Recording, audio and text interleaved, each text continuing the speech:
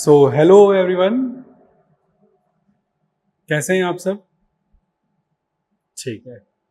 तो कल हम लोगों ने एक बेसिक सा इंफॉर्मेशन लिया था कि हम कौन कौन से सब्जेक्ट के बेसिस पे कौन कौन से यूनिट पढ़ने वाले हैं। चाइल्ड डेवलपमेंट, जो कि बच्चों को समझने का विज्ञान है ना? कौन सा बच्चा किस तरीके से सीखेगा, ये सारी चीजें हम लोग जो है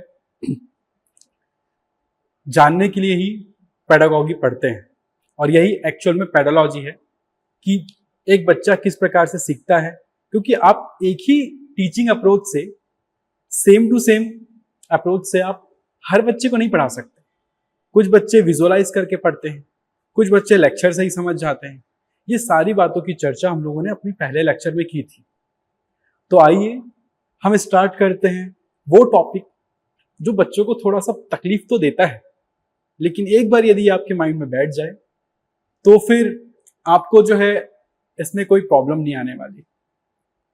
ठीक है, तो बहुत ही सिंपल एग्जांपल्स से शुरू करेंगे। टेक्निकल वर्ड्स मैंने स्लाइड्स में मेंशन कर दिए हैं, बाकी समझाने के लिए जो भी चीजें रहेंगी तो मैं आप लोगों को बाकी थ्योरीज के थ्रू, स्टोरीज के थ्रू समझाता रहूंगा। तो चलिए शुरू करते हैं। मनोविज्ञान के संप्रदाय, स्कूल्स ऑफ साइकोलॉजी। देखो, कल हम लोगों ने मनोविज्ञान के बारे में एक बेसिक डिस्कशन किया था। मनोविज्ञान, मन का विज्ञान, दो वर्ड में बांटा गया था। कौन कौन से वर्ड थे? मन, ओके, अच्छा, ठीक है, चलो। तो इसी को हम लोग जो है स्टार्ट करने वाले हैं, मनोविज्ञान के संप्रदाय, राइट। तो सबसे पहले तो एक इंट्रोडक्शन देख लो। सबसे पहले तो एक इंट्रोडक्शन देख लो कि मनोविज्ञान के संप्रदाय वे विचारधाराएं हैं जो मन, व्यवहार और अधिगम को अलग अलग दृष्टिकोण से समझाती हैं, है ना। हर संप्रदाय का अपना एक लक्ष्य था, अध्ययन विधि थी और योगदान था। मनोविज्ञान का संप्रदाय बोलने से ये पूरा पूरा सीडीपी को ही कवर कर लेता है मेरे बच्चों, क्योंकि जो आपके जितने भी वैज्ञानिक, जो भी आपके क्या बोलना चाहिए फिलोसोफर्स थे, आपके प्याजे हो गए, वाइगोत्स्की हो गए, कोहलबर्ग हो गए, किसी न किसी साइकोलॉजी के स्कूल से आते थे, वो मनोविज्ञान के संप्रदाय से आते थे, राइट। तो वही चीजें हम लोग आज देखने वाले हैं कि वो किस प्रकार से, क्योंकि आज के डेट में जो एग्जाम पैटर्न है उसमें आपको वन वर्ड क्वेश्चंस मिल जाएं 2, 4 या 10, 12, इससे एग्जाम्स क्रैक नहीं होते। आपको थ्योरीज टाइप के क्वेश्चंस पूछे जाते हैं। जब तक आपको बेसिक नॉलेज नहीं होगा कौन सा बात क्या कहता है साइकोलॉजी का, तब तक आप उस क्वेश्चंस को आंसर नहीं कर पाएंगे, है ना। तो इसी को बोल रहा है मनोविज्ञान के संप्रदाय वे विचारधारा हैं जो मन, व्यवहार और अधिगम को अलग अलग दृष्टिकोण से समझाते हैं। किस प्रकार के दृष्टिकोण से समझाते हैं ये हम देखेंगे। चलिए अपने नेक्स्ट स्लाइड में देखिए। कुल मिला के ऑर्डर ऑफ मेजर स्कूल्स जो हैं, है ना, प्रमुख संप्रदायों का क्रम इस प्रकार से है। संरचनावाद, सुना ही होगा आपने, संरचनावाद। प्रकार्यवाद, जिसे फंक्शनलिज्म के नाम से जाना जाता है। हमेशा ध्यान रखना, जो एग्जामिनर है वो हिंदी के वर्ड्स के साथ छेड़छाड़ जरूर कर सकता है, लेकिन इंग्लिश के वर्ड्स सेम टू सेम रहते हैं। तो ऑब्वियस ही बात है, जो हिंदी मीडियम वाले बेटा लोग हो, आप लोग उस हिंदी मीडियम के साथ साथ इंग्लिश मीडियम को भी आप लोग प्रायोरिटी दीजिएगा, जो स्पेशल वर्ड्स हैं उनके लिए, राइट। बाकी अंडरस्टैंडिंग के बेसिस पे तो क्वेश्चन बनना ही है, ठीक है। तो थर्ड है हमारा क्या, व्यवहारवाद, बिहेवियरिज्म। ये देख सकते हैं आप, बीएड में पढ़े ही होंगे, जो भी ये सब लाइव देख रहे हैं वो सारे बीएड में तो देखे ही होंगे आपको, है ना। कुत्ता और बैल, सारी चीजें हम आगे डिस्कस करने वाले हैं। वेट, ठीक है। फिर आता है गेस्टाल्टवाद, ये क्या कहता है ये सारी चीज देखेंगे।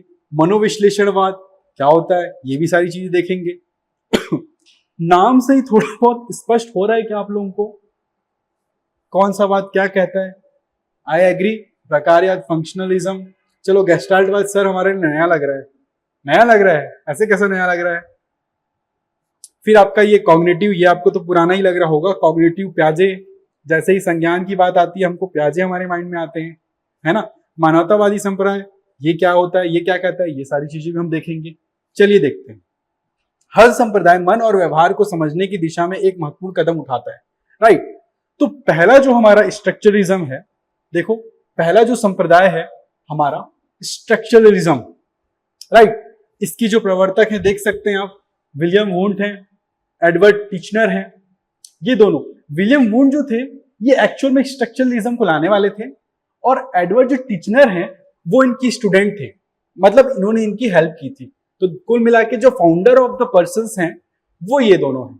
ठीक है, इनके विचार क्या थे? चेतना की संरचना का अध्ययन। चेतना अर्थात मन, मन अर्थात मन कहाँ है? बुद्धि में। बुद्धि, चेतना, मन, बुद्धि कहाँ है? आपके ब्रेन में। देख रहे हैं ये ब्रेन जो है, जहां पे ब्रेन रहता है वहां पे अलग अलग पजल्स के टुकड़े रखे हुए हैं।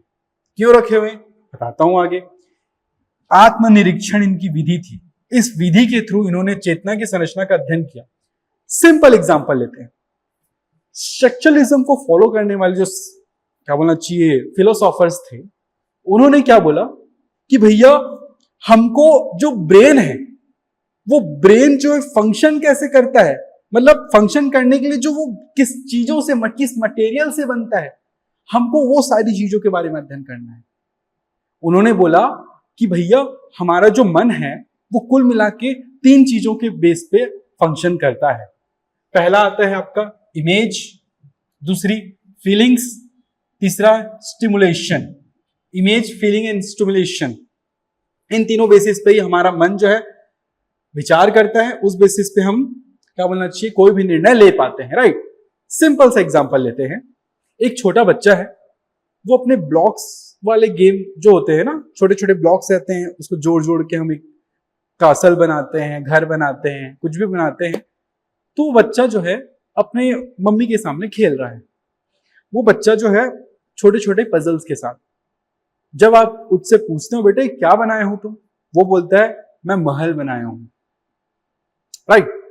तो जब हम पूछते महल किससे बना है बेटा तुम्हारा ये, तो वो बोलता है कि महल जो छोटे छोटे ब्लॉक्स हैं ना पापा, उससे बना हुआ है, राइट।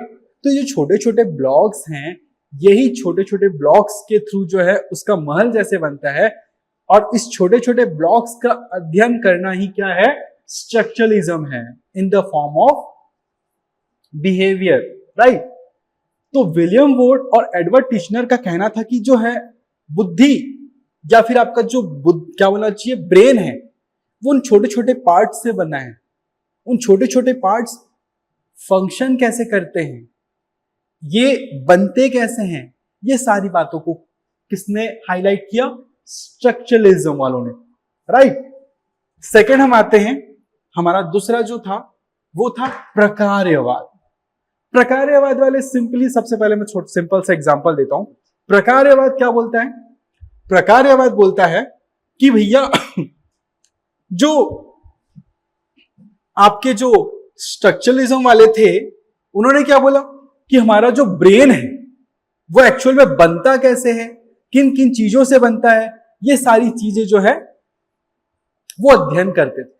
लेकिन जब फंक्शनलिज्म आया, फंक्शनलिज्म के जो मेन वैज्ञानिक कौन थे भैया? क्या बोलना चाहिए?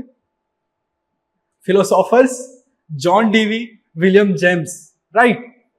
तो इन्होंने क्या किया कि भैया स्ट्रक्चरलिज्म वाले तो बुद्धि को अध्ययन करवा रहे हैं, भाई क्या मतलब बुद्धि का अध्ययन करने का? इन्होंने बोला कि बुद्धि कैसे बनी है ये सब पे हमारा ध्यान नहीं जाता, हम ये देखेंगे कि भैया उस बुद्धि जो बनी हुई है उसका हम यूज कैसे करेंगे, उसको हम सही दिशा में लगाएंगे कैसे, उस बुद्धि का यूज करके हम सीखेंगे कैसे, कैसे हम अपने लाइफ में आने वाली प्रॉब्लम को सॉल्व करेंगे। ये सारी बातों पे किनका ध्यान गया?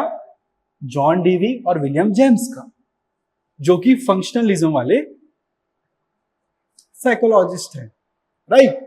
फिलोसोफर्स या साइकोलॉजिस्ट ये सब वही थे, क्योंकि साइकोलॉजी जो है, साइकोलॉजी का एक पार्ट है बेटा बाल मनोविज्ञान, राइट। तो इनका मुख्य विचार क्या था? मन के कार्य और उपयोगिता का अध्ययन करना। मन कार्य कैसे करता है और उसका उपयोग हम कैसे करेंगे, इसके बारे में उन्होंने बताया, राइट। एक सिंपल सा एग्जांपल दे रहा हूं। आप सब के सब डेली बेसिस पे इंस्टाग्राम चलाते हैं, स्नैपचैट चलाते हैं, यूट्यूब चलाते हैं, बट क्या इंस्टाग्राम बना कैसे है, उसकी हर एक कोडिंग की लाइन क्या है, क्या आपको पता है? या कभी आपने कभी जानने की कोशिश की? क्यों? क्योंकि भैया हम सब क्या है, फंक्शनलिज्म को फॉलो कर रहे हैं। एट द टाइम ऑफ जब इंस्टाग्राम चला रहे हैं तो इंस्टाग्राम बना कैसे है, स्नैपचैट बना कैसे है, ये नहीं देख रहे हैं। हम इंस्टाग्राम का यूज अपने इंटरटेनमेंट के लिए करें या अपने सेल्फ ग्रोथ के लिए करें या फिर रील्स बनाने के लिए करें, ये सारी चीजें हैं, राइट। तो हम इंस्टाग्राम का क्या यूज करते हैं, सिर्फ और सिर्फ यूज कैसे करते हैं, राइट। वैसे ही इन्होंने बोला कि बुद्धि, ज्ञान, दिमाग जो आपका है, जो भी आप बोलते हैं, वो बना कैसे है ये मैटर नहीं करता, उसका आप यूज कैसे कर रहे हो अपनी डेली लाइफ में, ये मैटर करता है, राइट। तो ये था बेटा फंक्शनलिज्म। शिक्षा में उपयोग कैसे है इसका, अनुकूलन, समस्या समाधान और व्यवहारिक ज्ञान। अनुकूलन इन द सेंस आप किसी विशिष्ट परिस्थिति में चले जाते हैं, राइट, जैसे कि सर्वाइवल ऑफ द फिटेस्ट बोलते हैं ना, वही चीज है। तो अनुकूल, अब किसी अनुकूल स्थिति में है तब तक तो आपका ब्रेन बहुत शांत है, लेकिन जैसे ही आपकी स्थितियां आपके अनुकूल परिस्थितियों से अपोजिट हो जाएगी तो आपका जो ब्रेन है ना, उसकी तारें हिल जाती हैं, बोलते हैं ना, वही चीज होता है। तो जिससे वो हिल जाता है ना, मन का जो अनुकूल स्थिति है, तो मन जो है क्या कहलाता है बेटा, हमारा जो मन है बहुत ज्यादा, क्या बोलना चाहिए, फंक्शन अच्छे से नहीं कर पाता है और हम बहुत ज्यादा तनाव में आ जाते हैं, राइट। तो समस्या समाधान क्या होता है, जब कभी भी लाइफ में प्रॉब्लम आती है तो हमको दिमाग बना कैसे है ये नहीं देखना है, हम उस दिमाग का यूज करके हम कैसे प्रॉब्लम को सॉल्व करते हैं, कैसे अपने आप को डेवलप करते हैं, ये सारी चीजें हम फंक्शनलिज्म वाले बोलते हैं। जब कभी भी एग्जाम में इन दोनों में से किसी का सेंटेंस आता है तो ऑब्वियस सी बात है कि वो किसी मन, विचार या बुद्धि की बात बनती कैसे ये नहीं करेंगे, उस बुद्धि का यूज करके हम सरवाइव कैसे कर रहे हैं, इस बेसिस पे यदि उनके जोर होंगे तो ऑब्वियस सी बात है ये सेंटेंस उन्हीं का होगा। ठीक है, क्लियर है यहां तक, आगे बढ़े बेटा। चलो नेक्स्ट देखते हैं। अब आता है बेटा क्या हमारा बिहेवियरिज्म। बिहेवियरिज्म सिंपल सा मतलब है बेटा व्यवहारवाद। बिहेवियरिज्म बोलता है कि भैया तुम्हारे मन में जो कुछ भी है ना उससे हमको कोई मतलब नहीं है, लेकिन तुम जो एक्चुअल में कर रहे हो, तुम्हारे जो एक्शंस हैं, हम उस बेसिस पे जज करेंगे आपको। ये बोलता है व्यवहारवाद, है ना, जिसके प्रवर्तक क्या हैं, जेबी वॉटसन है बेटा, जेबी वॉटसन है ये, है ना, देख सकते हैं आप। ये इनका मुख्य विचार क्या था, मनोविज्ञान का विशेष विषय केवल व्यवहार है। मनोविज्ञान का विषय केवल व्यवहार है। आप किसी के बारे में अच्छा सोचें, बुरा सोचें, उससे उनको कोई मतलब नहीं है। आप सामने वाले के लिए अच्छा कर रहे हैं तो ही ये देखेंगे, तो ही उसे वो पॉइंट देंगे। जैसे फॉर एग्जांपल के लिए आप सब जो है गेम वगैरह खेलते ही हैं, है ना, BGMI हो गया, फ्री फायर हो गया, इसमें कुछ एक्सपीज मिलते हैं, जीतने पर विनर चिकन डिनर मिलता है। तो ये सारे क्या है बेटा, ये सारे रिवार्ड्स पॉइंट हैं।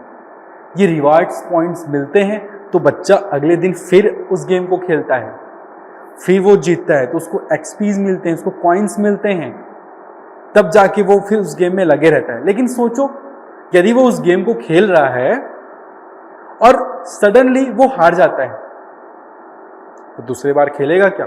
ऑब्वियस सी बात है, उसका जो डोपामिन है वो रिलीज ही नहीं होगा। जैसे आप लोगों ने देखा होगा, कई लोग जैसे इंस्टाग्राम चलाते चलाते कुछ एप्लीकेशंस आते हैं जो कि पैसे लगा के और भी पैसे देने की बात करते हैं। तो जब आप पहली बार जब आप जाते हैं, थोड़े पैसे लगा के खेलते हैं, आपको पहले विनर करवाते हैं, जिताते हैं, इतना जिताते हैं कि आप बहुत ज़्यादा खुश हो जाते हैं। फिर आपकी कॉन्फिडेंस जैसे ही एक बार बिल्ड हो जाता है, उनको पता है, उनको साइकोलॉजी पता है कि जो भी इंसान इस गेम को डाउनलोड कर रहा है उसकी साइकोलॉजी होगी कैसे। फिर आपको एक at the time of point उसको फिर खत्म कर देते हैं, मतलब हरा देते हैं, है ना। तो ये सारी चीजें होती है। जेबी वॉटसन, है ना, ये वाला स्टिमुलस और रिस्पॉन्स का जो प्रयोग था, ये किसने किया था पता है क्या आप लोगों को? कुत्ते पर प्रयोग किसी ने किया था क्या? अच्छा, स्किनर ने किया था। होमवर्क है, ढूंढ के लाना, ठीक है। चलो तो व्यवहारवाद क्लियर है बेटा। व्यवहारवाद क्या बोलता है कि भैया आपके मन में क्या चल रहा है हमको उससे लेना देना नहीं, आप व्यवहार कैसे करते हैं, आप एक्शंस कैसे लेते हैं, हम उसे देखेंगे, है ना। व्यवहारवाद यही है। तो इसमें क्या होता है देखो, व्यवहारवाद में मनोविज्ञान का विषय केवल व्यवहार है ना, ये हमने देख लिया। अब देखो फॉर्मूला क्या दिया है इन्होंने, स्टिमुलस रिस्पॉन्स। जैसे स्टिमुलस होता है रिस्पॉन्स करते हैं हम। फॉर एग्जाम्पल के लिए जैसे देख सकते हो, जैसे यहाँ पे बेल बजा, छोटा बच्चा क्या हो जा रहा है, खुश हो जा रहा है कि नहीं। वैसे ही आज की डेट में रियल लाइफ एग्जांपल हम देखें तो फॉर एग्जांपल के लिए आप पढ़ाई कर रहे हैं अपने डेस्क पे, जस्ट नोटिफिकेशन आ जाता है आपके इंस्टाग्राम में और तुरंत आप इंस्टाग्राम का प्रोफाइल ओपन करके स्क्रॉल करने लग जाते हैं। तो जो प्रोफाइल की जो नोटिफिकेशन आई वो स्टिमुलस थी और रिस्पॉन्स क्या किया, आपने पढ़ाई छोड़ दी, हाथ में मोबाइल पकड़ लिया, है ना। फॉर एग्जाम्पल के लिए आप अपने फैमिली के साथ बैठे हुए हैं, आपने किसी विशेष इंसान का जो फोन का कॉलर ट्यून है उसको क्या बोलना चाहिए, किसी दूसरे टोन से सेट कर दिया है, नॉर्मली जो टोन आता है उससे अलग सेट किया है। जैसे ही वो बजता है आपके माइंड में एक स्टिमुलस उत्पन्न होता है और आप जो है रिस्पॉन्स करते हैं, आप फैमिली के बीच से उठ जाते हैं, वो कॉल अटेंड कर लेते हैं। बाकी कोई भी कॉल आए आप उसे अटेंड नहीं करते, लेकिन वो जो स्पेशल रिंग वाली कॉल होती है उसको जरूर अटेंड करते हैं। तो ये क्या है बेटा, व्यवहारवाद है। आप बिहेव कैसे कर रहे हैं, आपके मन में क्या है वो उनको नहीं पता, व्यवहार क्या कर रहे हो वो दिख रहा है, यही व्यवहारवाद है। क्लियर है बेटा, ठीक। तो आगे बढ़े, देखो यहाँ पे कुछ और भी लिखा है। मूल आधार, व्यवहार को देखा, मापा और वैज्ञानिक रूप से अध्ययन किया जा सकता है। एक और चीज देखो, जब कभी भी इंस्टाग्राम जो भी चलाते हैं या फिर रील्स बनाते हैं, कौन कौन रील बनाता है यहाँ पे, अच्छा कोई नहीं बनाता है, फॉलो करना पड़ेगा लगता है आप लोगों को, अच्छा ठीक है। तो बेटा जैसे देखो, जब कभी भी इंस्टाग्राम में नया ट्रेंड आता है, कोई ट्रेंडिंग सॉन्ग हो गया या कोई फिल्टर हो गया, तो हर कोई उस पर रील बनाता है। शुरू के जो रील्स रहते हैं उस पर उतना ज्यादा परफेक्शन नहीं होता, तो जो रील बनाने वाला क्या करता है, बहुत बार रील बनाता है ना। वो स्टिमुलस हो जाता है उसको देख के कि रील्स आए हैं, नया सॉन्ग है, ट्रेंड में है, मुझे रील बनाना है इसके ऊपर, बहुत मेहनत करता है। और जब वो रील अपलोड करता है तो उसको जो रिस्पॉन्स मिलते हैं, बहुत सारे लाइक्स मिलते हैं, है ना, सब्सक्राइबर्स मिलते हैं, फॉलोअर्स मिलते हैं, जो भी बोलते हो आप लोग, कमेंट्स मिलते हैं, है ना, वो सारी चीजें ये लोग करते हैं। ठीक है बेटा, तो ये क्या है, स्टिमुलस एंड रिस्पॉन्स का कार्य है। देख रहे हो व्यवहारवाद आपके इंस्टाग्राम में भी घुसा हुआ है। तो ऑब्वियस सी बात है, जितने भी स्कूल्स ऑफ साइकोलॉजी हैं वो आपके एजुकेशन के पूरे चाइल्ड डेवलपमेंट के पूरे हिस्से में पूरे के पूरे कवर होने वाले हैं, राइट। इसलिए मैं सेकंड क्लास में आपको ये सारी चीजों से एक बेसिक इंफॉर्मेशन के थ्रू आपको एक कवर अप दे रहा हूँ। बाकी जो हमारे नोट्स हम आपको प्रोवाइड्स करेंगे उसमें तो सारी चीजें डिटेल वाइज लिखी हुई है, लेकिन उस डिटेल वाइज चीजों को समझने के लिए भी तो कुछ ना कुछ चाहिए, उसके लिए हम आपको यहाँ पे कुछ इंफॉर्मेशन दे रहे हैं। ठीक है बेटा, आगे देखते हैं। अब आता है व्यवहारवाद की विशेषताएं, फीचर्स ऑफ बिहेवियरिज्म्स। अधिगम अभ्यास और पुनर्बलन से होता है। Learning happens through practice and reinforcement. ऐसा क्यों बोला जा रहा है, क्या आप लोगों ने कभी सोचा है? थोड़ा सा सोचो जरा, क्यों बोल रहे हैं भाई ऐसा? किसी को नहीं बोलना है, हाँ ठीक है, आप बताइए। ओके ठीक, ओके बेटा। Learning happens through practice and reinforcement का मतलब यह है बेटा कि भैया जिस प्रकार से जब एक कुत्ते को बैल बजती थी तो वो कुत्ता आता था, उसको खाना मिलता था, दूसरे बार बैल बजी फिर कुत्ता को खाना दिए हम, तीसरे बार हम सिर्फ बैल बजाए, कुत्ता वापिस आ गया, लार टपकाने लग गया, है ना। स्टिमुलस हो रहा था, रिस्पॉन्स में क्या मिल रहा था, उसको खाना मिल रहा था, आता था वो, है ना। ये वाला प्रयोग होमवर्क बोला हूं, लिख के करके आने, किसी को नहीं पता है। दूसरा वाला प्रयोग देखो, दूसरे वाले प्रयोग में क्या था, एक कुत्ते को एक बॉक्स में बंद कर दिया गया था, है ना, और उस बॉक्स में बंद करने के बाद जो है एक क्या बोलना चाहिए, एक हुक लगा दिया गया था, एक जैसा एक पैडल होता है उसमें, वैसा एक यहाँ पे एक चीज लगा दिया गया था। जैसे ही वो कुत्ता बोलता हूँ सॉरी, ये जो चूहा है अपने पंजे से जैसे ही गलती से वहां पे टच हुआ तो उसको खाना मिला, है ना। जैसे ही उसको खाना मिला तो ऑब्वियस सी बात है वो एक दो बार गलती से लगा होगा, तीसरे बार वो खुद समझ गया होगा कि नहीं नहीं ये जो हुक है इसको प्रेस करने से मुझे खाना मिलता है ना। तो स्टिमुलस क्या हुई, जब इंस्टाग्राम का नोटिफिकेशन आया तो आपके माइंड में एक उत्तेजना आई, रिस्पॉन्स क्या किया आपने, पढ़ाई छोड़ी और आपने उस इंस्टाग्राम रील्स को देख लिया। जैसे ही देखा मनपसंद इंसान के मैसेज थे, रीइंफोर्समेंट, वाओ चलो अच्छी बात है मैंने देख लिया मैसेज, और आप खुश हो गए। लर्निंग, यही चीज जो है बेटा हमारे एजुकेशन में भी यूज होता है। जब कोई बच्चा को हम मोटिवेट करते हैं पढ़ने के लिए, है ना, जो बातें होती है स्टिमुलस, है ना, वो चीज हम पढ़ाते हैं उनको, पढ़ाने के बाद वो रिस्पॉन्स करते हैं। जब वो अच्छा रिस्पॉन्स करते हैं तो हम उनको क्या को देते हैं, गिफ्ट देते हैं, बहुत अच्छे बेटा तुमने बहुत अच्छा काम किया, है ना। जैसे रीइंफोर्स करते हैं, इसी को बोलते हैं बेटा रीइंफोर्समेंट। उसकी तारीफ के थ्रू आप कर रहे हैं रीइंफोर्समेंट, या फिर कोई गिफ्ट दे रहे हैं उस बेसिस पे रीइंफोर्समेंट कर रहे हैं, है ना। फिर वो बच्चा क्या करता है, जैसे ही वो अच्छा काम करता है और आप उसको रीइंफोर्स करते हैं तारीफ के थ्रू या गिफ्ट के थ्रू, तो वो दोबारा फिर से प्रेरित होता है कि नहीं नहीं मुझे अगली बार और अच्छा काम करना है। ठीक है बेटा, समझ में आ रहा है आप लोगों को। तो ये है बेटा फीचर्स ऑफ बिहेवियरिज्म्स। इसमें क्या पावलाव और स्किनर के प्रयोग, पावलाव और स्किनर देख लो भैया, नाम भी आ गया है। किस कुत्ते पे प्रयोग किसने किया था, पावलाव ने। स्किनर ने क्या कुत्ते चूहे पे प्रयोग किया था। ठीक है, व्यवहार परिवर्तन संभव और मापनीय है। Behaviour change is possible and measurable. क्यों भाई, ऐसा क्यों। आप बच्चे बहुत ज्यादा इंस्टाग्राम चला रहे थे, सडन आपके टीचर ने रियलाइज करवाया कि बेटा बहुत ज्यादा इंस्टाग्राम चला रहे हो, इतने में सरकारी नौकरी नहीं लगने वाली, ऐसा ही चलता रहा तो आप समझ गए। तो आपने क्या किया, आपकी जो स्क्रीन टाइमिंग, आपने देखा होगा इंस्टाग्राम में, जो इंस्टाग्राम चलाते हैं या फिर अपने मोबाइल में भी फंक्शंस होते हैं, हर एक डिवाइस में अलग अलग फंक्शंस टाइप से होते हैं, स्क्रीन टाइम रहता है, आपने देखा होगा। तो जो स्क्रीन टाइम जिस बच्चे का 6 घंटा था, उस बच्चे ने टीचर की बात सुन के, नहीं यार अब पढ़ना है, अक्टूबर में सिलेक्शन होने वाला है, तो उसने क्या किया, स्क्रीन टाइमिंग को 3 घंटा कर दिया। जहां वो बच्चा 6 घंटा तक रील ही देखता रहता था, अब वो क्या करता है, 3 घंटे तक रील देख रहा है। मतलब काउंटेबल है ना, जहां 6 घंटा वो इंस्टाग्राम में टाइम स्पेंड करता था, वहां 3 घंटा ले रहा है। इसलिए बोल रहा है कि व्यवहार परिवर्तन संभव और मापनीय है, स्क्रीन टाइमिंग उसकी। ठीक है बेटा, 6 घंटा से 3 घंटा मापनीय हुई ना। वैसे ही धीरे धीरे वो और चेंजेस करता है, फिर वो और नहीं देखता है, सिर्फ और सिर्फ पढ़ाई करता है ना। या फिर इंस्टाग्राम का यूज भी कर रहा है वो 3 घंटे में, तो सिर्फ और सिर्फ पढ़ाई से रिलेटेड चीजों को समझने के लिए कर रहा है, राइट। आगे देखते हैं बेटा, नेक्स्ट स्लाइड में हमारा क्या है, गेस्टाल्टवाद।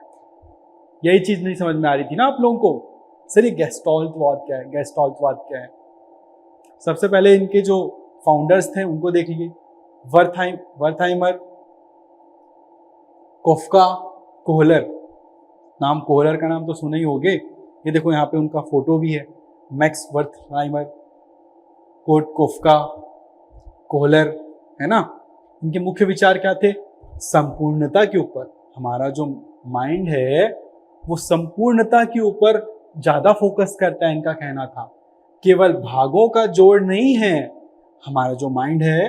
देखो यहाँ पे देखो, छोटे छोटे न्यूरो पॉइंट्स बने हुए हैं, है ना। ये सारे न्यूरो पॉइंट्स जो हैं, ये सारे एक साथ जुड़ के प्रॉपर आपका ब्रेन को फंक्शन करने में हेल्प करते हैं। वैसे ही हमारा जो ब्रेन है वो क्या करता है, वो आपको प्रॉपर पूरी पिक्चर एक साथ दिखाता है, टुकड़ों में इमेजेस नहीं दिखाता है। जैसे कि आप जब सिनेमा हॉल जाते हैं या कोई भी एनिमेटेड मूवीज देखते हैं, तो जो वीडियोस जो होते हैं 1080 पिक्सल्स जो बोलते हैं, है ना, तो 1080 पिक्सल्स जो होते हैं वो छोटे छोटे होते हैं।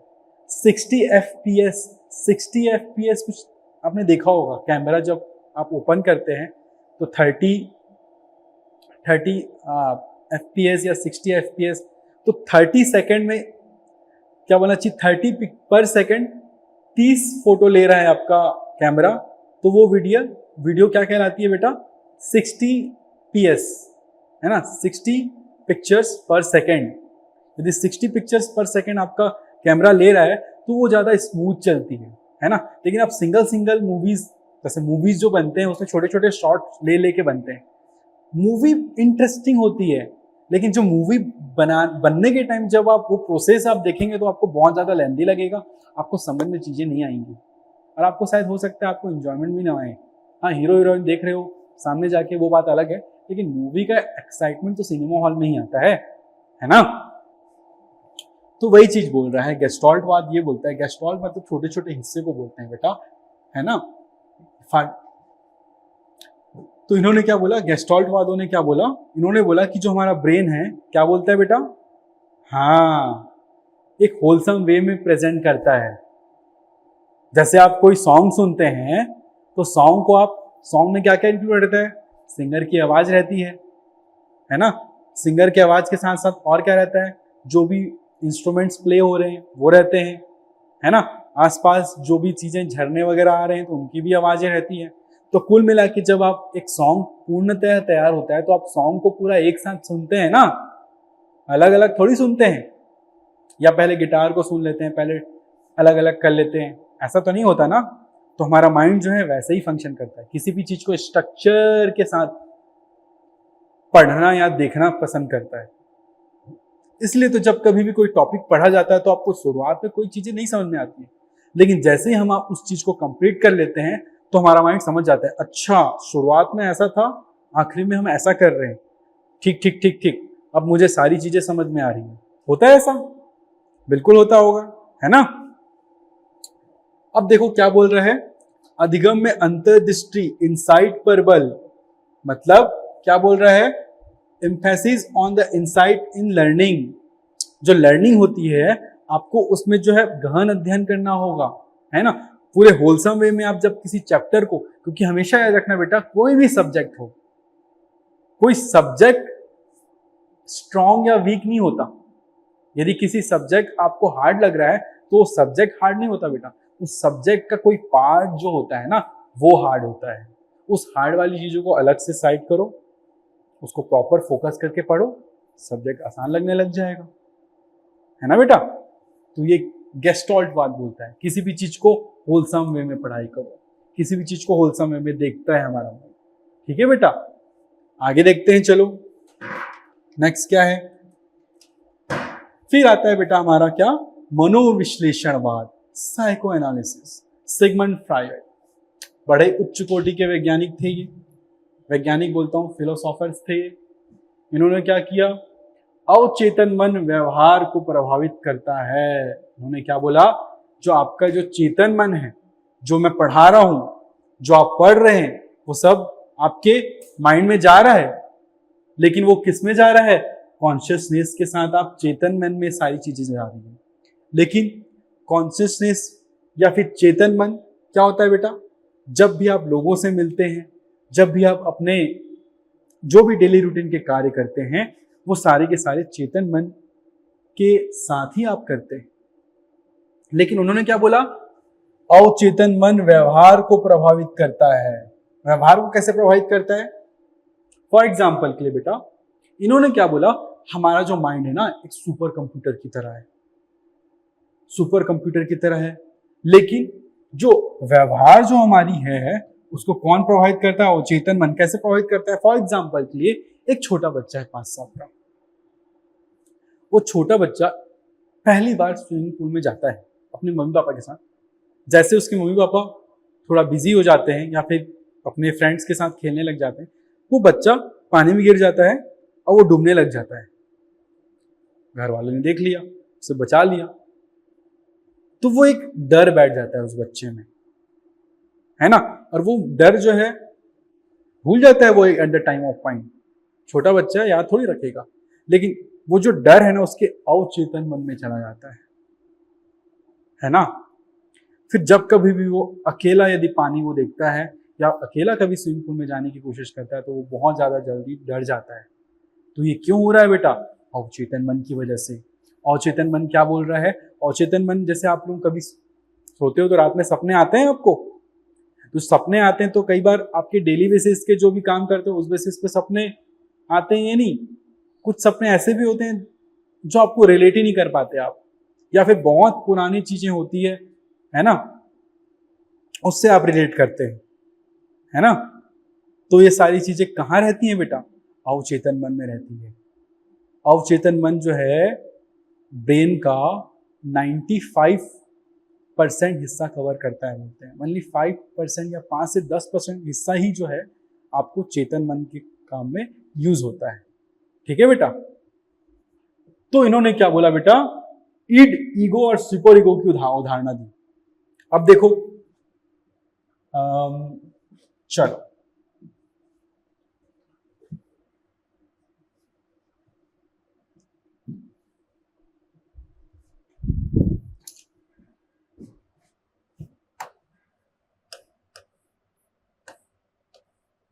ईड,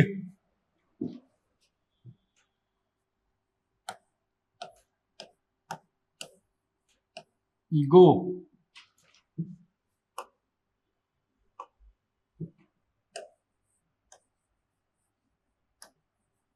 सुपर ईगो।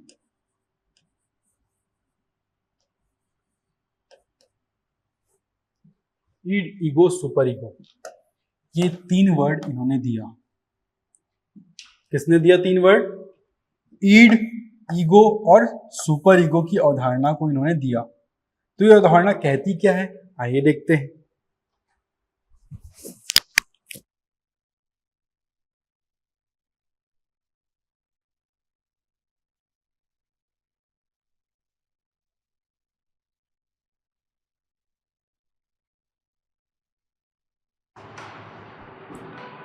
आवाज आ रही है मेरी? ठीक है बेटा, चलो। ईड क्या है बेटा? देखो, इडम, इडम बोलते हैं इसको। ये जो होता है ना बेटा, ये कैसे वर्क करता है देखो। ईड जो है ना, ये वो ब्रेन का हिस्सा है। कभी कभी रात में आपको पिज्जा खाने का मन होता है या बर्गर खाने की बहुत ज्यादा इच्छा, दिल की इच्छा जिसको बोलते हैं हम लोग, कभी कभी होती है ना, दिल की इच्छा होती है, यार बहुत मन कर रहा है आज बर्गर खाने का, है ना। तो जो बर्गर खाने का हिस्सा है ना, तो एक बर्गर भी बना ही देते हैं यार, है ना। तो सडनली एक बच्चे के माइंड में क्या आता है बेटा? इसको रात में, नाइट में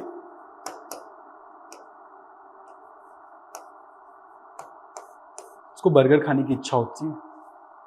तो जो सडन जो है बर्गर खाने की इच्छा होती है ना आपके मन की, वो इसी को क्या बोलना चाहिए, आपके जो वैज्ञानिक हैं आपकी सिगमंड फ्रायड, ये ईड का नाम लेते हैं, है ना। और ये जो सुपर ईगो जो होता है ना बेटा, सुपर ईगो, ये सुपर ईगो क्या है? सुपर ईगो जो है ना, ये ईगो और ईड के तालमेल को बिठाने की बात करता है। कैसे? सुपर ईगो जो है वो है कि बेटा आपका क्या है, जो सुपर ईगो जो है ना, ये आपका, ये सुपर ईगो, ये जो है आपका वो हिस्सा है ब्रेन का जो कि पेरेंट्स जो होते हैं आपके, रात में बर्गर नहीं खाना, बाहर आते हैं बच्चे पढ़ने के लिए, रात में बर्गर नहीं खाना, जल्दी सो जाना, ज्यादा बाहर घूमना मत, गाड़ी धीरे चलाना, ये सारी जो बातें हैं ना, इसी को इन्होंने सुपर ईगो बोला है। और ईगो क्या है भैया? ईगो क्या है? ईगो जो ईड और सुपर ईगो के बीच जो तालमेल बिठाने का काम करता है, सही क्या है ना। ये जो ईगो जो है ना, ये क्या करता है बेटा? ये बताता है कि भैया इन दोनों के बीच जो है ना, सही क्या चीज है, मतलब इन दोनों में सही क्या है। एक को लग रहा है कि बर्गर खाने की इच्छा है, दूसरा जो है पेरेंट्स जो है बर्गर खाने से मना किए हैं, लेकिन अपना माइंड जो है इन दोनों के बीच उलझता है और परेशान हो जाता है। इसी को एंजाइटी बोलते हैं बेटा। तो ईगो क्या करता है बेटा? ईगो जो है आपके इन दोनों के बीच तालमेल बिठाने का काम करता है, और बोलता है कोई बात नहीं यार, ईगो क्या बोलता है बेटा आपको कि कोई दिक्कत नहीं है, आप बर्गर मत खाओ, बर्गर की जगह कोई हेल्दी चीज खा लो। तो ईट की इच्छा तो शांत हो जाती है ना, ईट की इच्छा तो शांत हो जाती है। और रही बात सुपर ईगो की, वो भी शांत हो जाता है कि भैया नहीं, मम्मी पापा ने मना किया था रात में बर्गर खाने के लिए, और बर्गर मैं नहीं खा रहा हूं, कोई हेल्दी चीज खा रहा हूं, है ना। जैसे फॉर एग्जांपल के लिए क्या खाओगे आप आमंड खा लेते हो या काजू खा लेते हो, है ना, तो वो सारी चीजें आप खाने लग जाते हो। तो आपका सुपर ईगो भी सेटिस्फाई हो गया और ईड भी शांत हो गया, है ना बेटा। ये सारी चीजें होती है। तो यहां पे आपको ईड, सुपर ईगो और ईगो समझ में आया बेटा। फिर से देखो, ईड क्या है, आपके माइंड का वो हिस्सा है जो आपकी दिल की इच्छा जो आप बोलते हो ना, वही ईड होता है ना। उस बच्चे को क्या हुई, बर्गर खाने की बहुत ज्यादा इच्छा होगी रात में, बर्गर या पिज्जा जो भी आप बोल सकते हैं, लेकिन घर वालों ने मना कर रखा था कि नहीं भैया, रात में कोई भी बर्गर वर्गर नहीं खाना है, खाना खाने के बाद चुपचाप सिर्फ खाना खाना है रात में और कुछ नहीं खाना है। उसके मन में ये भी चल रहा था कि यार इच्छा तो हो रही है लेकिन पेरेंट्स ने मना किया है ना। तो ईगो क्या करता है, ईगो ये बोलता है भैया कोई दिक्कत नहीं, मैं दोनों को शांत करता हूं, और एक प्रॉपर एक बीच का रास्ता जो होता है ना, बीच का रास्ता निकाल के देता है हमको, क्योंकि ये सब हमारे माइंड के अंदर चल रहा है ना बेटा, जो हमारे विचार हैं। सिगमंड फ्रायड ने जो विचार दिए, हमारे विचारों को ही तो उन्होंने बोला कि अचेतन मन की जो इच्छा होती है, अचेतन मन की इच्छा को ही तो चाह रहा है ना। अचेतन मन में क्या बोलना चाहिए, ये सारी इच्छाएं दबी हुई हैं लेकिन रात में अचानक से आ जाती हैं। और उन्होंने यही बोला है कि सिगमंड फ्रायड ने कि आपकी जो अचेतन मन की जो इच्छाएं होती हैं, दबी हुई इच्छाएं, जिसको आप आगे कभी फुलफिल नहीं कर पाए, वो चीजें जो हैं आपको अचानक से आपके सामने आती हैं, या तो सपने के थ्रू आती हैं या तो आपके व्यवहार के थ्रू आती हैं, है ना। वही चीज तो बोल रहे हैं, तो उसी का हम एक्सप्लेनेशन देख रहे हैं बेटा, है ना। ईट क्या बोल रहा है बेटा, बर्गर खाने के लिए प्रेरित कर रहा है। सुपर ईगो क्या बोल रहा है, नहीं नहीं बर्गर नहीं खाना है रात में, मम्मी पापा ने मना किया है। ईगो क्या बोल रहा है, कोई दिक्कत नहीं, तुम लोग ऐसा लड़ते रहो, है ना, एंग्जाइटी की वजह से मैं परेशान हो रहा हूं, तुम क्या करो, तुम बर्गर की जगह कुछ और खा लो, मम्मी पापा की बात भी रह जाएगी, मेरा पेट भी भर जाएगा, और मेरी जो बर्गर खाने की इच्छा है वो भी खत्म हो जाएगी। क्लियर है बेटा, ये समझ में आया बेटा। ईड, ईगो और सुपर ईगो की अवधारणा, concept of id, ego and super ego. जो ईगो है ना, ये ईडी और सुपर ईगो के बीच जो है ना तालमेल बिठाने का काम करता है, इसलिए मैंने यहाँ पे क्या लिखा हुआ है, ईगो को बीच में लिखा हुआ है। ठीक है बेटा, क्लियर है यहाँ पे। चलो आगे बढ़ते हैं। अब देखो आपका फेवरेट टॉपिक, इसके बारे में आप लोग तो जानते ही होंगे, है ना बेटा। क्या लिखा है देखो, कॉग्निटिव साइकोलॉजी। पढ़ो तो बेटा क्या लिखा है।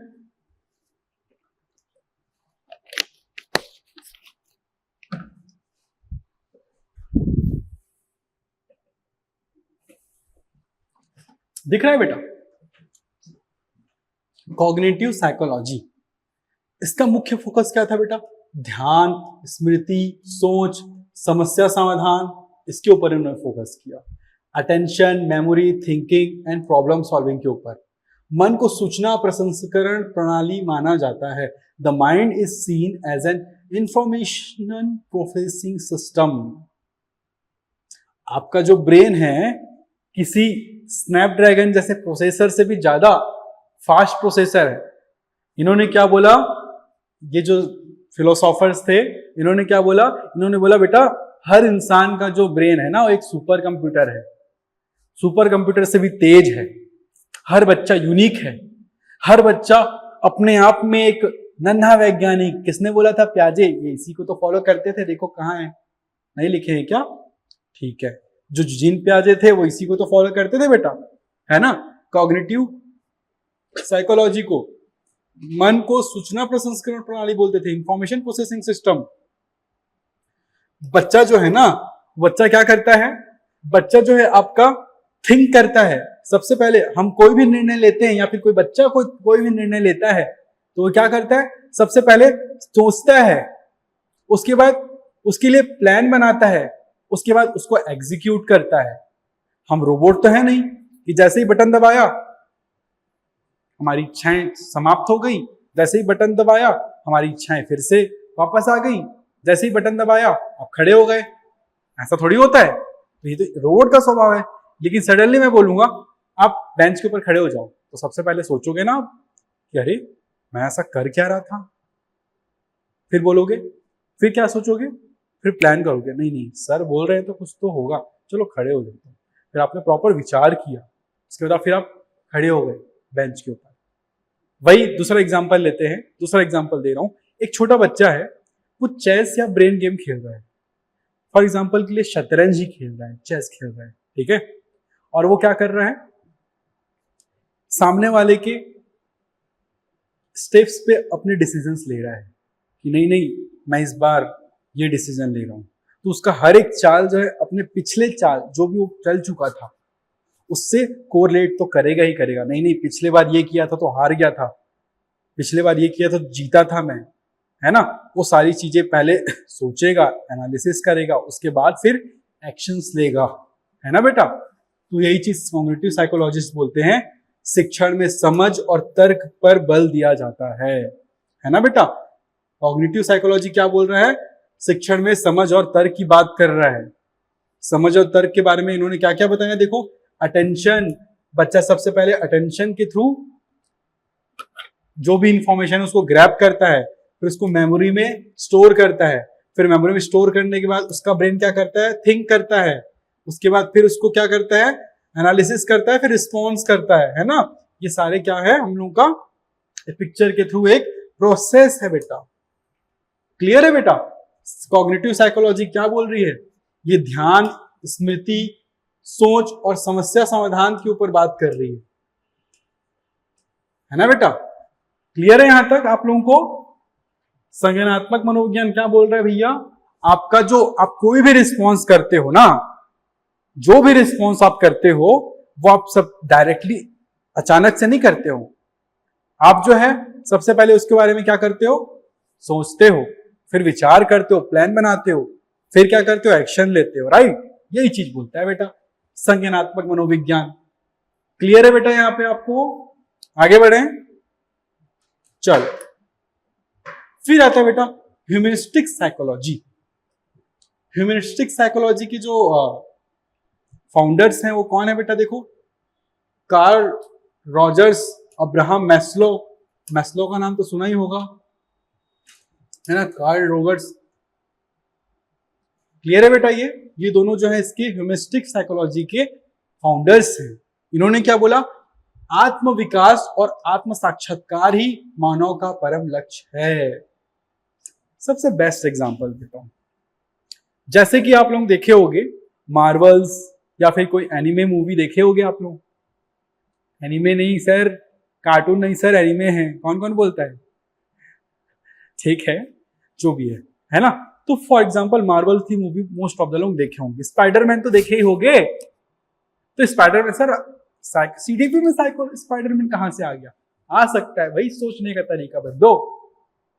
स्पाइडरमैन क्या था, शुरू में वो एक नॉर्मल इंसान था, है ना। या फिर थॉर हो गया मार्वल्स का हीरो, शुरू में बहुत कमजोर था, सडन उसको कुछ उसने अपने आप पे काम किया या फिर उसको कोई शक्तियां मिली तो फिर वो एक सुपर हीरो बन गया। वैसे ही आपका ह्यूमनिस्टिक साइकोलॉजी क्या बोलता है कि हर एक बच्चा खास है, हर एक बच्चा सुपर हीरो है। सिर्फ और सिर्फ हमें उस बच्चे को पहचानने की देरी है, उसको प्रॉपर गाइड करने की देरी है। जब हम उसकी क्षमताओं को उसको पहचानने में मदद करते हैं तब जाके वो बच्चा जो है ना अपने लाइफ में कुछ अच्छा कर पाता है। आपने इतिहास गवाह है बेटा कि जो चाणक्य थे, चंद्रगुप्त क्या जो गुरु थे चाणक्य, है ना, चंद्रगुप्त यदि चाणक्य का गुरु शिष्य नहीं बना रहता तो हो सकता है वो सम्राट, महान सम्राट नहीं बना रहता, राइट। तो हमें भी हर बच्चों के लिए चाणक्य जैसा गुरु बनना होगा। हमें उसकी हिडन पॉसिबिलिटीज, हिडन कैपेबिलिटीज को हमको उसको क्या करना होगा, सामने लाना होगा, ताकि बच्चा खुद को समझ सके, जान सके। राइट, यही बोलता है बेटा ह्यूमनिस्टिक साइकोलॉजी। ठीक है बेटा, self development and self actualisation पे गोल करता है। जैसे जैसे वो हीरो जो है, मार्वल का हीरो शुरू में कमजोर रहता है, धीरे धीरे वो वर्कआउट करता है, वर्क्स करता है, बहुत ज्यादा अपने आप को फिट बनाता है, उसके बाद फिर वो सुपर हीरो कहलाता है। वैसे ही हर बच्चे को हमको प्रॉपर गाइड करना होगा। और हमारे जीवन का अंतिम लक्ष्य क्या होता है बेटा, आत्म साक्षात्कार, अपने आप को जानना कि मैं कौन हूं और मैं कौन कौन सी ऊंचाइयों को पहुंच सकता हूं लाइफ के, है ना। ये सारी चीजें हमको प्रॉपर जो है आपको सीडीपी आपको सिखाती है। और सीडीपी का जो मानवतावादी संप्रदाय ह्यूमनिस्टिक साइकोलॉजी, वो यही बोलती है कि हर एक बच्चा सुपर हीरो है, हर एक बच्चे में हिडन पॉसिबिलिटीज होती है। क्लियर है बेटा। छात्र केंद्रित शिक्षा पर बल, क्या लिखा है बेटा, छात्र केंद्रित शिक्षा पर बल। ये जो कल हम लोग लर्निंग सेंटर्ड अप्रोच जो एनईपी 2020 के बारे में बात कर रहे थे, वो ह्यूमनिस्टिक साइकोलॉजी की तो देन है बेटा, है ना। तो छात्र केंद्रित शिक्षा पर बल क्यों दिया जा रहा है बेटा, कि जब हम चाइल्ड सेंटर अप्रोच अपनाते हैं, है ना, तब जाके हमारे अंदर, तब जाके एक रियल आउटपुट निकलता है क्लासरूम का। इसी वजह से आज की डेट में हमारी गवर्नमेंट को ये सारी चीजें समझ में आ चुकी है और वो शिक्षा पद्धति में ऐसे सुधार कर रही है कि टीचर्स जो है एज अ एजुकेटर के साथ साथ फैसिलिटेटर भी होगा। एनईपी की 3rd या 5th लाइन होती है। ठीक है बेटा, आगे बढ़े। हर व्यक्ति में असीमित संभावनाएं होती हैं। देखो एक प्रॉपर टैगलाइन लिखा हुआ है, सेल्फ अवेयरनेस इंपॉर्टेंट होता है बेटा, personal growth, reach your potential, है ना। जब आप ह्यूमनिस्टिक साइकोलॉजी को बहुत अच्छे से अध्ययन करते हैं तो फिर आप जो है ये सारी कैपेबिलिटीज डेवलप करने के लिए एक बच्चे के में आप कैपेबल हो जाते हैं। ठीक है बेटा, आगे बढ़े। ये था बेटा ह्यूमनिस्टिक साइकोलॉजी। नेक्स्ट देखते हैं बेटा हमारा क्या है, शिक्षा में महत्व। सबसे इंपॉर्टेंट बेटा, शिक्षा में महत्व। शिक्षा में महत्व कैसे है, देखो अब मैं सारी चीजें तो हमने पढ़ ली, हमने प्रकार्यवाद पढ़ लिया, हमने मानववाद पढ़ लिया, ह्यूमनिस्टिक अप्रोच पढ़ लिया, है ना, हम लोगों ने साइकोएनालिसिस वर्ड पढ़ लिया। अब भैया ये सारी चीजों को पढ़ाया क्यों जा रहा है, ये सारी चीजें शिक्षा मनोविज्ञान से जुड़ी कैसे हैं, ये सारी चीजें देखने के लिए हम ये स्लाइड्स पे आए हैं। शिक्षा में महत्व क्या है, देखो पहला लाइन क्या लिखा बेटा, संरचनावाद ने चेतना के अध्ययन की नींव रखी। Structuralism laid the foundation for the study of consciousness. जैसे संरचनावाद ने क्या किया, चेतना के अध्ययन की नींव रखी। तो संरचनावाद ने क्या बोलता था कि हमारा जो ब्रेन है, ब्रेन को उन्होंने 3 हिस्सों में बांटा था। क्या क्या, आपकी फीलिंग्स, आपके इमोशंस और इमेज, है ना। तो वही चीजें जो है संरचनावादी चेतना अध्ययन, है ना, इसी की नींव रखी। Structuralism laid the foundation of the study of consciousness. क्योंकि बेटा हमको बच्चों को कॉन्शियसनेस की पावर समझाना है ना, उसकी वजह से हमको क्या बोलना चाहिए, संरचनावाद का यूज किया जा रहा है। या आगे हम पढ़ेंगे अपने आगे के लेक्चर्स में, इसको मैं विस्तार पूर्वक बताऊंगा। जब मैं आप लोगों को संरचनावादी वैज्ञानिक के बारे में बताऊंगा तो हम और डिटेल से पढ़ेंगे। फिलहाल अभी एक सॉफ्ट इंट्रोडक्शन दे रहा हूं ताकि जब आपके क्वेश्चंस बन जाए एग्जाम में। राइट, व्यवहारवाद ने अधिगम को वैज्ञानिक रूप दिया। Behaviourism gave the scientific shapes of learning. व्यवहारवाद क्या बोला कि भैया ब्रेन का आपको यूज कैसे करना है, इस पे फोकस करो। आप प्रॉब्लम सॉल्विंग करने के लिए कैसे यूज करते हो ब्रेन का, इस पे फोकस करो। ब्रेन बना किससे, इस पे फोकस मत करो, है ना बेटा। तो आज की डेट में जो है हर बच्चे को फैसिलिटी प्रोवाइड की जा रही है, उसको स्मार्ट क्लास दिया जा रहा है, उसको प्रॉपर जो है क्या बोलना चाहिए, फैसिलिटी प्रोवाइड की जा रही है। उनको यदि उनको टूर, एक्सकर्जन टूर पे ले जाया जाता है ताकि बच्चा जो है सिर्फ और सिर्फ हिस्टोरिकल प्लेसेस को पढ़े ना बुक में, उनको जाकर देखे, है ना बेटा। ये सारी चीजें जो है व्यवहारवाद की ही देन है बेटा। नेक्स्ट देखो, संज्ञानात्मक और मानवतावादी विचारधाराएं आधुनिक शिक्षा को प्रभावित करती है। कॉग्निटिव और ह्यूमनिस्टिक अप्रोच। कॉग्निटिव अप्रोच क्या बोलती है बेटा, आज की डेट में जो पजल सॉल्विंग्स होते हैं, ब्रेन गेम होते हैं, है ना। ये सारी चीजें जो है कॉग्निटिव अप्रोच की वजह से ही की जाती है। और जो ह्यूमिस्टिक अप्रोच जो होता है बेटा, लोगों को जो है, बच्चों को लॉजिकल थिंकिंग के साथ साथ उनमें व्यवहार भी तो डेवलप करना है ना। प्याजे और वाइगोत्स्की कभी भी अलग अलग साथ साथ नहीं चल सकते। दोनों की विचारधाराएं को पूरी दुनिया ने एक ही को एक्सेप्ट नहीं किया। प्याजे ने अपनी एक थ्योरी दी थी, वाइगोत्स्की ने अपनी एक समाज से रिलेटेड थ्योरी दी थी। प्याजे ने क्या बोला था कि बच्चा एक लिटिल साइंटिस्ट है, वो खुद से सीखता है। वहीं वाइगोत्स्की ने क्या बोला था कि बच्चा जो है समाज में रहकर सीखता है ना। ये सारी चीजें थी।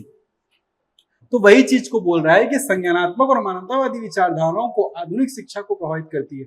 आधुनिक शिक्षा जो है बेटा आपका कॉग्निटिव डेवलपमेंट तो करती ही है, लॉजिकल थिंकिंग, ब्रेन स्ट्रोमिंग, जो भी चीजें आप लोगों को करवाई जाती है, पजल सॉल्विंग आज के स्कूल्स में चालू हो गया है। सीबीएसई भी अलाउ कर चुका है।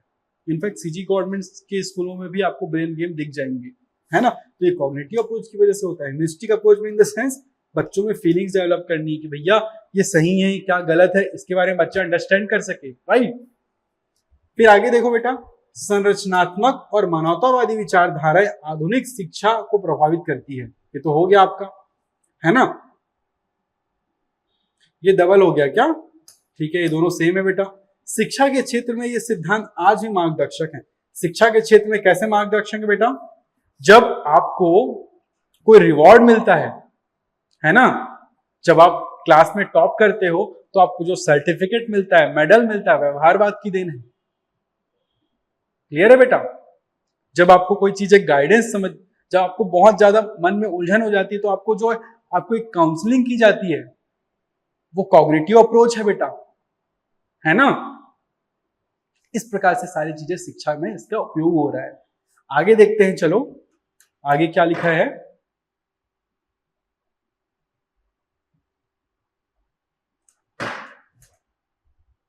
अब देखो हमने सारी चीजें पढ़ ली, स्ट्रक्चरलिज्म पढ़ लिया, प्रकार और फंक्शनलिज्म पढ़ लिया, बिहेवियरिज्म पढ़ लिया, गेस्टाल्टवाद पढ़ लिया, साइको एनालिसिस पढ़ लिया, कॉग्निटिव डेवलपमेंट पढ़ लिया, है ना।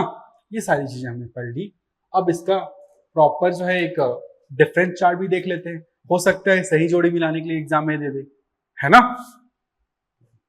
संरचनावाद का सबसे बड़ा जो मुख्य विचार क्या था? चेतना की संरचना, वही फीलिंग, इमेज और स्टिमुलस थिंकिंग, है ना। इसकी बेसिस पे आप व्यवहार करते हैं। इसकी मुख्य विधि क्या थी?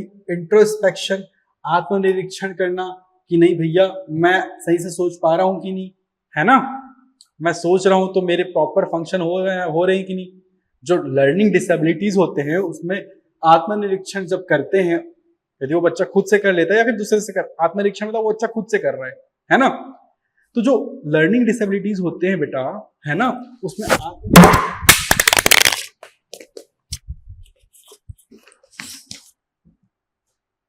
तो वही बेटा चेतना की संरचना को आत्मनिरीक्षण विधि से प्रॉपर किया जाता है। ठीक है, अध्ययन। प्रकार्यवाद देखो, फंक्शनलिज्म में क्या बेटा? मन का कार्य, मन कैसे कार्य करता है, मन का कार्य मतलब मन से कार्य कैसे करवाना है बेटा, है ना। ये कौन जोड़ देता है? फंक्शनलिज्म वाले बोलते हैं। एक्सपेरिमेंट करके, है ना, क्योंकि जो है आपका दिमाग है, आपका दिमाग को यूज करके आप एक्सपेरिमेंट कैसे करते हो इस बारे में बात कर रहा है ये। फिर क्या बोल रहा है देखो, व्यवहारवाद, बिहेवियरिज्म, देखा जाने वाला व्यवहार, मतलब भैया तुम क्या सोच रहे हो उससे कोई मैटर नहीं है, जो भी तुम देख रहे हो, जो भी तुम कर रहे हो, हम तुम्हारे एक्शंस पे जज करेंगे तुम हो कैसे, है ना। ये व्यवहारवाद बोलता है। ऑब्जर्वेशन, बच्चे को ऑब्जर्व करना, है ना। कल मैंने एक राहुल वाला एग्जांपल दिया था, वो राहुल जो ढंग से पढ़ नहीं पा रहा था, उसके लिए हम लोग उसको ऑब्जर्व किया, फिर गाइड किया, है ना। ये सारी चीजें हमने की थी। आगे देखो बेटा, गेस्टाल्टवाद क्या? छोटे छोटे टुकड़ों में हमारा माइंड नहीं समझता, हमारा जो माइंड है वो पूरे पूरे होलसम पिक्चर्स के थ्रू समझता है। मूवी एक क्लिप से मूवी समझ नहीं आती, पूरा मूवी समझने के लिए पूरी मूवी देखनी पड़ती है ना। ये सारी चीजें होती है। ऐसे छोटे छोटे जो इमेजेस होते हैं मूवीज, जैसे एनिमेटेड मूवीज हो गए, आप सिर्फ एक पेज देखोगे या फिर एक फोटो देखोगे तो आपको समझ में नहीं आएगा, लेकिन वही 100 फोटो को एक साथ आपकी नजरों के सामने से गुजारा जाएगा तो अब इससे बात है, वो एनिमेशन आपको समझ में आने लगेगा। ठीक है, तो बोल रहा है गेस्टाल्टवाद क्या बोलता है बेटा?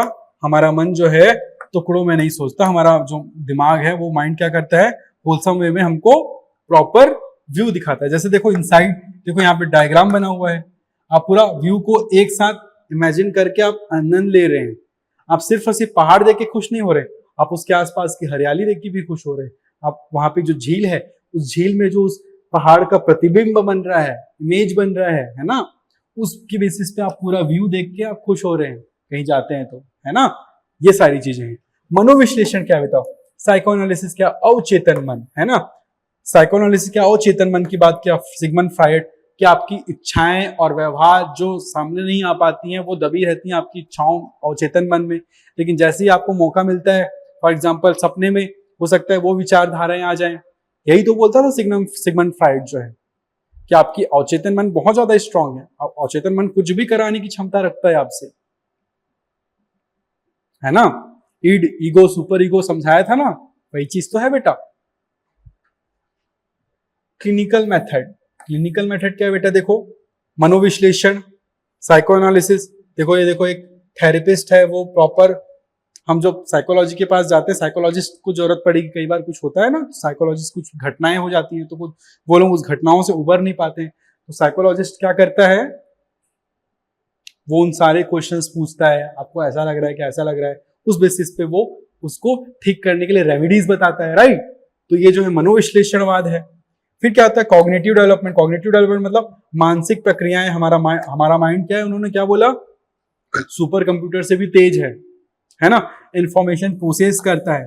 जैसे प्याजे हैं कॉग्निटिव डेवलपमेंट के, प्याजे में बच्चा कैसे सोचता है, बच्चा एक बिल्ली को देखता है, स्कीमा डेवलप करता है, वही चीजें फिर नेक्स्ट टाइम देखता है दूसरी बिल्ली को, लेकिन वो बिल्ली जो है काली रहती है, पहले सफेद बिल्ली को देखा रहता है, दूसरे में काली बिल्ली को देखता है, फिर से वो बोलता है कि ये कौन है, उसकी मम्मी बताती है बिल्ली है, तो उसको समझ में आता है कि नहीं नहीं बिल्ली भी काली हो सकती है।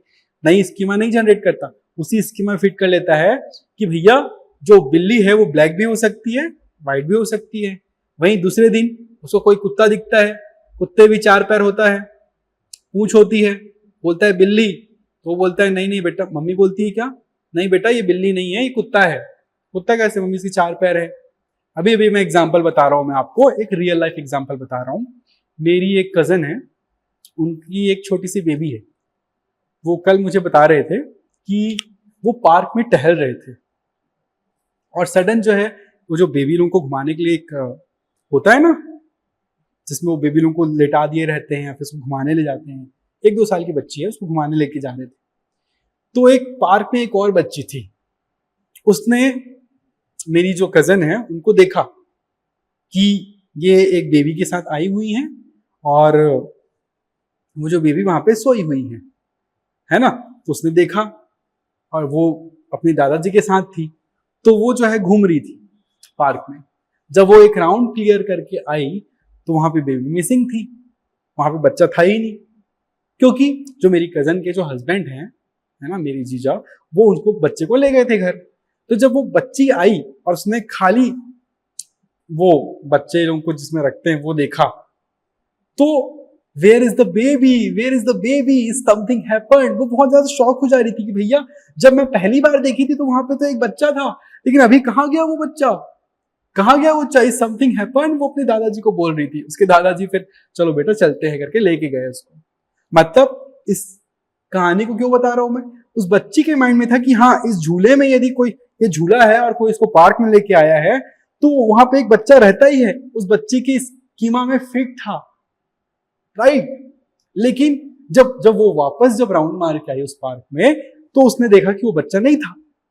तो ऐसा कैसे हो सकता है ना, उसका रिएक्शन ऐसा ही था।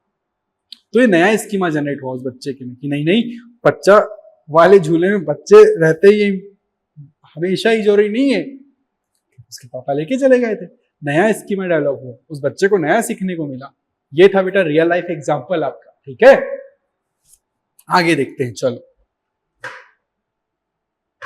फिर ये सारी चीजें हैं बेटा, मैंने एक तो प्रॉपर जो है मनोविज्ञान के प्रमुख संप्रदाय को प्रॉपर जो है ईयर वाइज जमा दिया है, कौन से संप्रदाय का संरचनावाद को विलियम वुड ने कब प्रतिपादित किया 1879 में, कार्यशीलवाद फंक्शनलिज्म को विलियम जेम्स ने कब प्रतिपादित किया 1890 में, व्यवहारवाद को कब जॉन डी वॉटसन ने 1913 में, है ना। गेस्टॉल्टवाद को मैक्स वर्थहाइमर ने क्या किया था, 1912 में लाया। मनोविश्लेषणवाद कब आया बेटा, सिगमंड फ्रायड ने क्या बोला, 1890 में ये थ्योरी दी थी।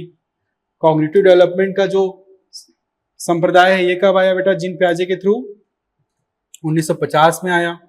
मानवतावादी कार्ल रोगर्स है ना, इसके सूत्रपात किए थे इन्होंने। ये कब दिया, 1950 में दिया इन्होंने ये थ्योरी, है ना।